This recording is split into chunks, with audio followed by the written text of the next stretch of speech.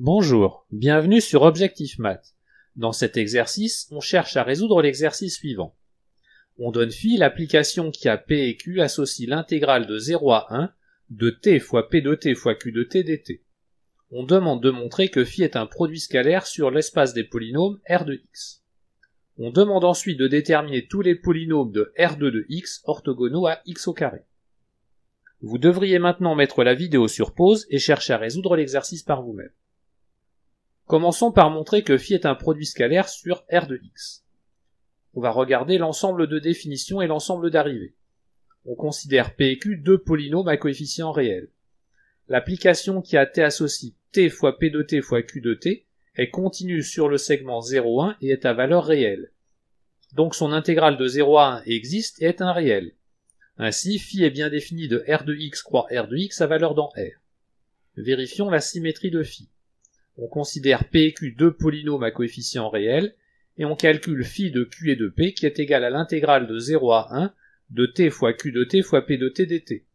Mais la multiplication étant commutative dans R, phi de Q et de P est aussi égal à l'intégrale de 0 à 1 de t fois P de t fois Q de t dt, qui est exactement la même chose que phi de P et de Q.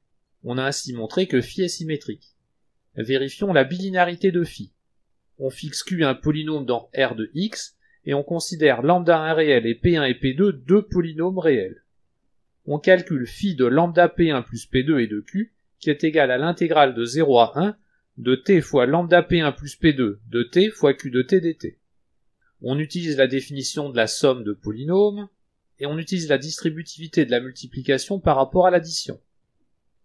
Enfin, on utilise la linéarité de l'intégrale, et on obtient phi de lambda P1 plus P2 et de Q est égal à lambda fois phi de P1 et de Q plus phi de P2 et de Q. On a ainsi montré que phi est linéaire à gauche, et comme on a montré avant que phi est symétrique, nécessairement phi est bilinéaire. Vérifions la positivité de phi. On fixe P un polynôme dans R de x et on calcule phi de P et de P qui est égal à l'intégrale de 0 à 1 de t fois P au carré de t dt. La fonction h qui a t associe t fois P au carré de t est continue et positive sur le segment 0, 1 avec 0 strictement inférieur à 1. Ainsi, phi de P et de P est positif. Vérifions enfin que phi est définie positive. On fixe P un polynôme réel tel que phi de P et de P soit nul. Considérons à nouveau la fonction h qui a t associe t fois P carré de t. Elle est continue sur le segment 0, 1. Elle est positive sur 0, 1 et son intégrale est nulle. Donc pour tout t appartenant à 0, 1, h de t est nul. On en déduit que pour tout t appartenant à 0, 1, p de t est nul. Par contre, il faut bien faire attention pour le polynôme p, il faut exclure la valeur en 0, à cause du coefficient t dans l'expression de h. On en déduit que p a une infinité de racines, et donc p est bien le polynôme nul.